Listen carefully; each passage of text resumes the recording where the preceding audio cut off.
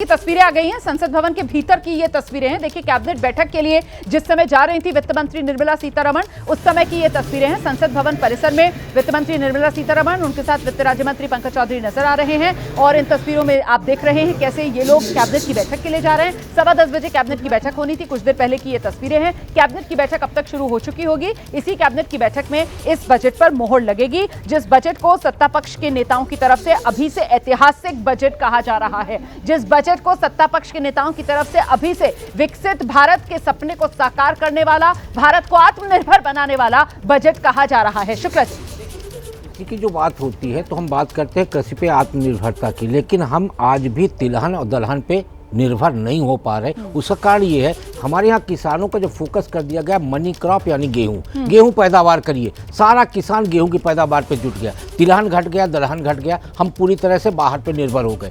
अब सबसे बड़ी जरूरत यह है कि यदि देश में छोटे किसान यानी 2.5 एकड़ और 5 एकड़ काश्तकार है, 19 में 6,000 रुपये आपने दिया, लेकिन आज हम 26 में हैं, उसमें आपका डीजल बढ़ा है, आपका खाद्य बढ़ा है, बीज का रेट लागत बढ़ गई है, लागत बढ़ी है ना। तो यदि आप लागत के हिसाब से सरकार की पॉलिसी थी कि लागत के हिसाब से किसान की मदद की जाएगी, तो लागत के हिसाब से आप मदद इसलिए नहीं कर सकते क्योंकि हर तय की जाएगी लागत के हिसाब से, उसकी बात आप कर रहे हैं। नहीं, मैं एक मिनट आपको रोक रही हूं। प्रियंका गांधी की क्या उम्मीदें हैं? बजट से क्या उम्मीदें हैं? I don't have much expectations. जी मैम एब्सटीन फाइल्स पे कुछ कहेंगे? प्रियंका गांधी को आप सुन रहे थे, बजट आने से पहले ही उन्होंने तो कह दिया है कि उन्हें बजट से कोई खास उम्मीद है नहीं। खाना पूर्ति मतलब वो देश के बजट को मान रही हैं। प्रियंका गांधी की ये टिप्पणी आई है बजट के दिन, बजट आने से पहले प्रियंका गांधी कह रही है कोई खास उम्मीद उनको नहीं है। राकेश शुक्ला जी अपनी बात पूरी कीजिए। था कि बार बार जो एमएसपी की बात हो रही है, ठीक है एमएसपी मिलना चाहिए किसान को, लेकिन एमएसपी के साथ साथ आपको दूसरी सुविधाओं पे भी ध्यान देना चाहिए। और यदि आप लागत के हिसाब से खर्च की बात कर रहे हैं, सरकार लागत के हिसाब से भले खर्च न करे, लेकिन सरकार को किसान की जरूरत के हिसाब से खर्च देने की आवश्यकता। किसानों पर कुछ जोड़ना चाह रहे हैं भाटी जी, जल्दी से। लागत तो 3 गुना होगी और आमदनी उनकी आधी होगी। और 2-3 बात और, ईज और लिविंग की बात हो रही थी, ईज टू सर्वाइवल भी होना चाहिए। गरीब 80 करोड़ लोग फ्री राशन पे जिंदा है। और इकोनॉमिक सर्वे खुद 25-26 का जो सीतारमण जी ने दिया है, उसमें खुद कहते हैं कि 10 करोड़ रूरल में 10 करोड़ लोग अभी भी गरीब हैं, हाउस होल्ड है, 10 करोड़ हाउस होल्ड है। तो आप समझिए 50-60 करोड़ रूरल के अंदर गरीब है, ये खुद इकोनॉमिक सर्वे कह रहा है। उसके अलावा महंगाई आप कह रहे हैं आंकड़ों में नहीं। अब जिनको जानकारी ना हो, आंकड़ों की बाजीगरी करके वो नहीं समझते हो, तो वो कहते हैं कि महंगाई कम है। फूड इन्फ्लेशन 14% है, कंपाउंड ग्रोथ कंपाउंडली अगर इन्फ्लेशन को देखेंगे तो 165 से 170% है। और आप कहेंगे बिल्कुल नहीं है, उसमें महंगाई नहीं है। वही आंकड़े मैंने आपको इसके दिए, अनएम्प्लॉयमेंट के दिए कि किस तरह से यूथ अनएम्प्लॉयड है, 30% तक अनएम्प्लॉयड है। और सरकार को सिंबॉलिज्म से बाहर आ जाना चाहिए और ये सोचना चाहिए कि किस तरह से इस इकोनॉमी को और बेहतर किया जाए। ठीक है, रविंद्र जी, मैं ये कहना चाह रहा हूँ कि हम लोन देकर और स्किल इंप्रूव करके अपने एमएसएमईज को स्ट्रांग नहीं कर सकते। ठीक है। इसके अलावा एक और तरीका है जो कि यूरोप में आजकल सब जगह यूज़ होता है। जब नई टेक्नोलॉजी इतनी फास्ट पेस से आ रही है, तो हम पूरा जिम्मा इंडस्ट्री पे, खासकर एमएसएमई के छोटे छोटे एंटरप्रेन्योर्स पे नहीं छोड़ सकते कि आप इस टेक्नोलॉजी को सीखिए, अप्लाई करिए और गेनफुली एम्प्लॉय करिए। इसके लिए उन्होंने एक सिस्टम बनाया हुआ है, इकोसिस्टम का सिस्टम। इकोसिस्टम्स नाम की एंटिटी यूरोपियन यूनियन अपने सब देशों में बनाती है, वो हमें अडॉप्ट करना चाहिए, जो कि एक मीडियम बन जाता है यूनिवर्सिटीज़ को, टेक्नोलॉजिस्ट को और उस टेक्नोलॉजी की स्पेशलाइज इंडस्ट्री को और उसको यूज़ करने वाली इंडस्ट्री को मिला के नियमित रूप से कॉन्फ्रेंसेस करना, उनको एड करना। उनको जो एड जाने का तरीका हम टैक्स स्ट्रक्चर से कर सकते हैं, एड जाने का तरीका इस तरीके से हो सकता है। बात आप कह रहे हैं, अब इससे अगला सवाल मेरा ये निकलता है, मनोरंजन जी के पास आते हैं, तो फिर ये बजट और इस बजट का फोकस वो हेडलाइन वाला बजट ये रहेगा या फिर बुनियादी तौर पर जो अर्थव्यवस्था है उसको मजबूत करने के लिए फाइनल डिटेल्स वाला ये बजट रहेगा? इस पर आप जवाब दीजिए। लेकिन इस बीच रक्षा मंत्री राजनाथ सिंह की ये तस्वीर, ऑपरेशन सिंदूर के बाद ये पहला बजट आ रहा है। रक्षा मंत्री राजनाथ सिंह भी संसद भवन परिसर पहुंच चुके हैं और पिछली बार वो मंत्रालय जिसे सबसे ज्यादा बजट दिया गया था, मंत्रालयों में सबसे ज्यादा एलोकेशन जो है वो रक्षा मंत्रालय के लिए ही किया गया था। मैंने आपको पहले भी बताया कि टोटल बजट का एक्सपेंडिचर 13.4% था जो रक्षा बजट के लिए रखा गया था। मनोरंजन जी, हेडलाइन बजट या फिर फाइनल डिटेल वाला बजट? हेडलाइन बजट होगा जिसमें इंफ्रास्ट्रक्चर पे विशेष महत्व होगा। मतलब कैपिटल एक्सपेंडिचर को एक बार फिर से पुश मिलेगा, जी, हेडलाइन बजट होगा। जी, मैन्युफैक्चरिंग मेक इन इंडिया पे भी विशेष बल हो सकता है।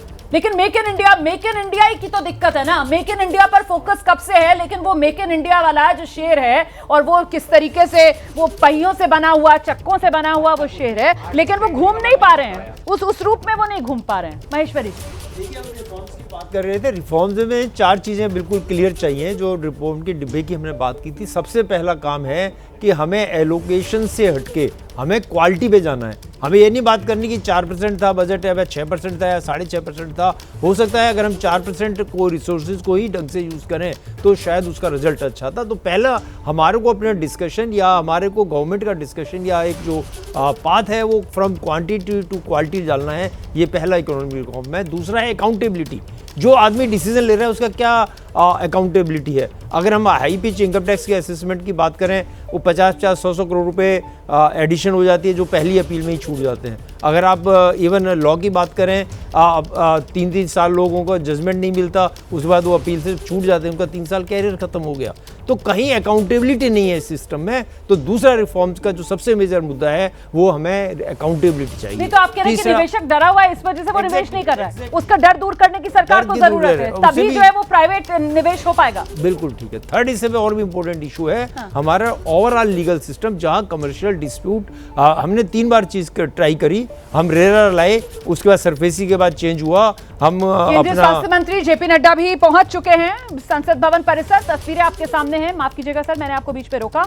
और लगातार यहाँ पर जो सांसद हैं, जो मंत्री हैं, उनके पहुंचने का सिलसिला जारी है। 10:24 अभी समय हो रहा है। कैबिनेट की बैठक शुरू हो चुकी है। कैबिनेट की बैठक में ही बजट पर मुहर लगेगी। प्रधानमंत्री नरेंद्र मोदी की अध्यक्षता में कैबिनेट की बैठक चल रही है और इस बैठक में बजट पर मुहर लगेगी। और उसके बाद देखिए किस तरीके से अब महज 35 मिनट का इंतजार बाकी रह गया है और 35 मिनट के बाद देश का बजट देश को समर्पित कर देंगी वित्त मंत्री निर्मला सीतारमण। महेश्वरी जी, अपनी बात पूरी कीजिए सर। थोड़ा जी प्लीज। यस, जो शेयर मार्केट की और उसकी बात कर रहे हैं, क्या इंडस्ट्रीज अपना जो पैसा है, जो उनको पैसा मिल रहा है या जो पैसा आ रहा है, वो इंडस्ट्री में मैन्युफैक्चरिंग में लगाने की बजाय ऐश्वर्या जी की सेवा में लगा रहे हैं? बाजार में निवेश कर रहे हैं क्या, या विदेश में लेकर जा रहे हैं निवेश के लिए? जो थर्ड पॉइंट था, जैसे हमने आईआरपी की बात करें, इंसॉल्वेंसी की बात करें, पिछले 2 साल में कितने केस सेटल समझा कि इनके सवाल का जवाब दिया? मैंने नहीं, आऊंगा मैं। आई थिंक मैं अपनी लय से चल रहा हूँ। Let me focus on the, because हम रिफॉर्म समझ नहीं पा रहे हैं कि रिफॉर्म से हमें चाहिए क्या। हम बात तो कर रहे हैं रिफॉर्म चाहिए, लेकिन रिफॉर्म की मंजिल क्या है, उसके स्टेप्स क्या हैं। जब तक हम स्टेप्स और मंजिल को नहीं समझेंगे हम आगे नहीं बढ़ पाएंगे। चौथा सबसे पॉइंट जो इंपॉर्टेंट था, लीगल सिस्टम को दुरुस्त करना। हमारे यहाँ आज भी बड़े बड़े लोग सिंगापुर में जाके आर्बिट्रेशन करा रहे हैं, बल्कि गवर्नमेंट ने 2 बार डिक्लेयर किया कि हम सिंगापुर की तरह बहुत अच्छा कमर्शियल आर्बिट्रेशन यहाँ देंगे। गवर्नमेंट ने एक्ट पास किया, कमर्शियल कोड लाए और 2 साल मैक्सिमम सीलिंग रखी गई कि 2 साल में कमर्शियल डिस्प्यूट रिजॉल्व हो जाएगा, लेकिन 5% भी डिस्प्यूट रिजॉल्व नहीं हो रहे हैं। तो हमारी कहनी और करनी में अंतर है। रिफॉर्म्स को, अकाउंटेबिलिटी और लीगल रिफॉर्म्स को करना है। फोर्थ जो सबसे बड़ा इंपॉर्टेंट पॉइंट है वो स्टेबिलिटी। एम्बिग्विटी नहीं है, स्टेबिलिटी नहीं है। आप वीडियोकॉन और आइडिया के केस को देख लीजिए, 2003 से चल रहा है, अभी तक पूरा पैंडोरास बॉक्स खोलकर यहाँ पर रख दिया। मतलब आपके हिसाब से तो इतनी दिक्कतें हैं, इतनी रिफॉर्म की जरूरत है। और ये सर एक सेकंड सर, बिल्कुल महत्वपूर्ण ये इसलिए हो जाता है क्योंकि देखिए ना, आप कब से सरकार की कोशिश ये है कि किसी तरीके से जो प्राइवेट एक्सपेंडिचर है, जो निजी निवेश है, उसको बढ़ाया जाए, लेकिन वो निजी निवेश जो है वो अर्थव्यवस्था में आ ही नहीं रहा है। दरअसल निजी निवेश अर्थव्यवस्था में नहीं आ रहा है और इसी वजह से जो जीडीपी है वो 8% तक टच नहीं कर पा रही है। अगर ये निजी निवेश, और उस निजी निवेश के लिए वो रिफॉर्म की जरूरत है। और यहां पर महेश्वरी जी के हिसाब से वो रिफॉर्म तब आएगा जब भरोसा निजी निवेशक को होगा, और भरोसे के लिए ये बुनियादी कदम है, ठोस कदम है जो सरकार को उठाने होंगे।